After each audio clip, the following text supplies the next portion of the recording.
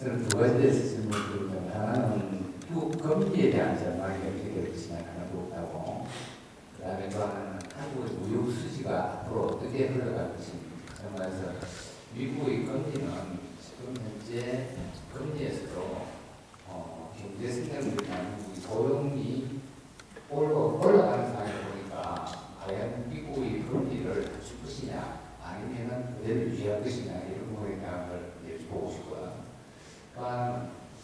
앞으로 한국의 성장률이 그리고 반도체가 현실적인 과정에서 K방산이나 또는 조선의 경기 이런 것만 가지고 우리가 과연 무역 수지를 적자에서 흑자로 돌려서 앞으로 갈 수 있겠느냐. 만약에 흑자에서 적자로 간다면 어느 시점에서 어느 정도 갈 수 있을 것이냐. 또한 한국의 경제를 들어가면서 지속적으로 흑자로 유지할 수 있겠냐 이런 부분에 대한 전망을 듣고 싶습니다.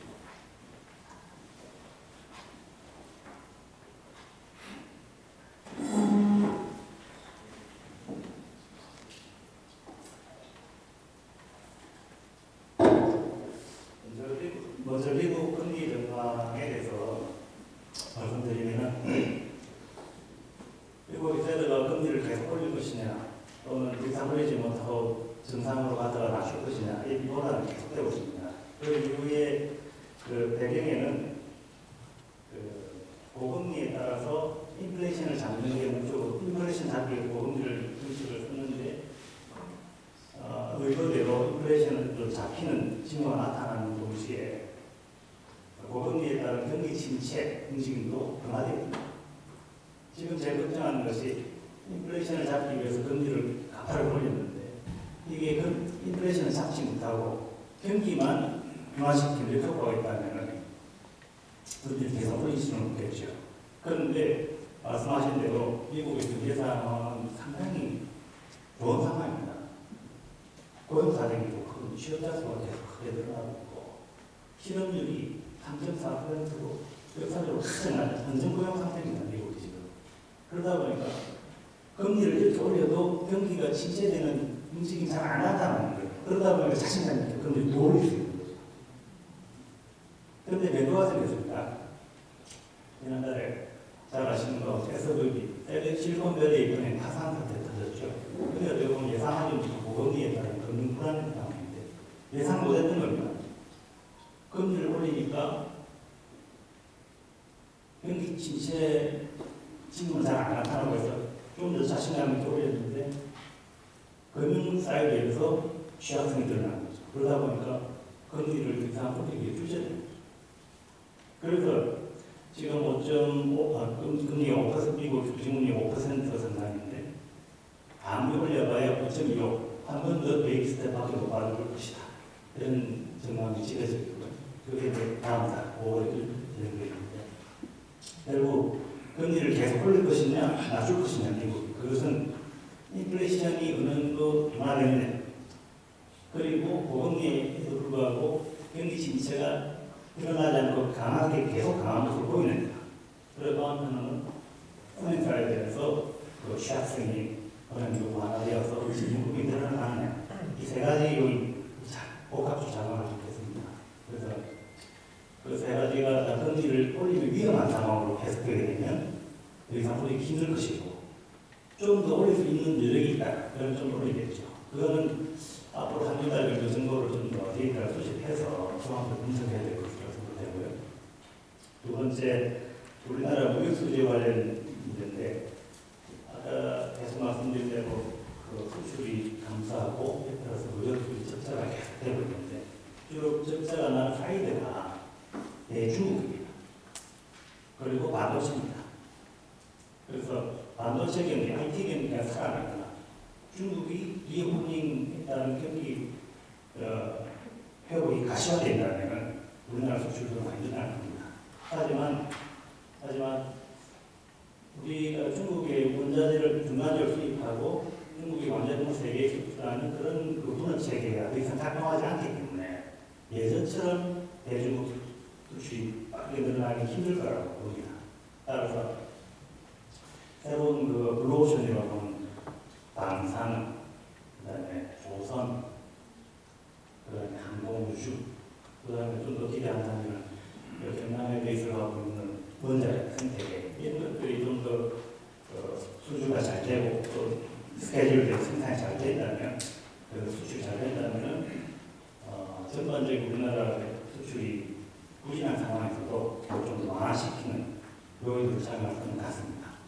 근데 여기도 뭐 순탄할 것 같지는 않고 이게 제일 중요한 것이 조선 수주는 많이 받았는데 생산으로 연결되기 위해서는 지난 4, 5년간 빠져나갔던 노동자들이 돌아와야 되는데 그게 제대로 안 돌아오는 것으로 생산의 스케줄이 못되는 그런 상황이 지속되고 있다는 거.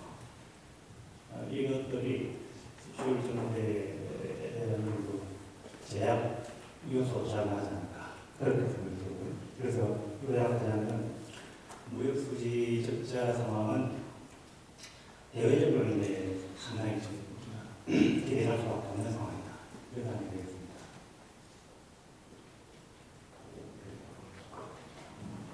다른 질문 있으신가요? 회장님들.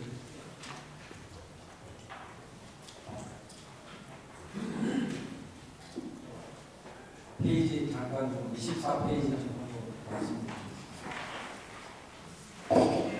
이 나라가 고도 성장하면서 상품 수지가 900억 톤까지 이렇게 어떤 시절이 있었는데 줄어드는 거는 기술의 변화라든가 아마 그럴 것 같은데 제가 물론 한국은행에서 대책을 만들긴 어렵겠지만 이 서비스 수지 176억 불에 대해서 좀 우리가 애국을 가지고 호소해서 사항을 바꾸기는 어렵지만 그래도 176억 불 마이너스 이 부분을 어떻게 좀 아주 세밀하게 좀 구분을 해서 국민들에게도 좀 하고 하면 좀 되지 않을까. 특히 이 대중국 우리가 옛날에 중국 수출을 거의 없었을 때도 우리나라는 무역이 굉장히 활발하게 했는데 너무 편하게 지금 오지 않는 것 같은 한 10년을 그런 차원에서 혹시 176억 불에 대해서 좀 세밀하게 좀 말씀해 주실 수 없는지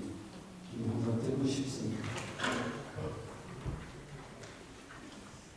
네, 질문이 요즘 잘 알겠는데요. 그러니까 우리나라 경상수지가 빠르게 확대되는 데 제약조건이 적자를 보이는 서비스지라는 건데 조금 더 구체적으로 들어가면 저도 잘 모르겠습니다. 직접 작성한 게 아니라서인데 문제는 아까 말씀드린 대로 서비스주의 적자에 대해 상당 부분이 여행수지 적자라고 말씀하고 있습니다. 그래서 우리나라가 좀 더 볼거리가 많은 K 콘텐츠가 좀 더 사실 K 콘텐츠 때문에 한국을 방문하고자 하는 분이 굉장히 많은 걸 알고 있습니다. 거기에 비해서 좀 더 외국인들이 한국으로 들어와서 돈을 좀 더 많이 쓰고 갈 수 있도록 인프라를 구축한다면 굳이 국내 사람들이 가지 않더라도 여기서 해외 사람들이 좀 더 들어오고 한다면 굉장히 개선될 수 있는 여지가 있다고 생각하고 그 외에 국민, 보험 이런 것들로 발생하는 서비스지는 결국은 기본 원천이 상품 수출입에 연동돼서 나오는 것에 어쩔 수 없는 부분이에요. 그러다 보니 결국 손쓸 수 있는 부분이 여행수이기 때문에 그 부분을 좀 더 개선방을 찾는다면 좀 좋지 않겠나 생각합니다.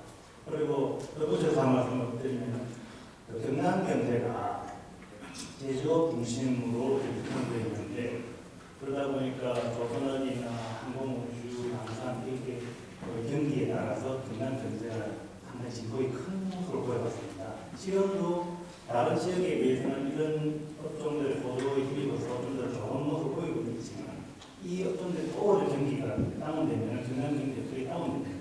따라서 진폭도 완화하고 서비스 비중을 좀 더 높인다는 차원에서 관광사, 여행사 육성할 필요가 있다는 게 제 생각이고요.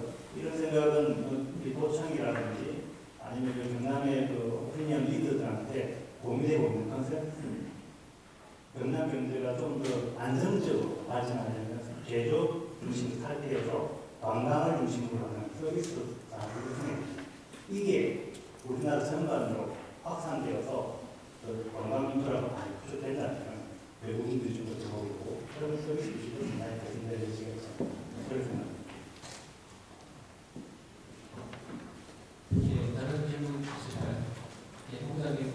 좋은 강의 감사드리겠습니다. 송혜주 씨, 감사드리게 큰 박수 부탁드리겠습니다.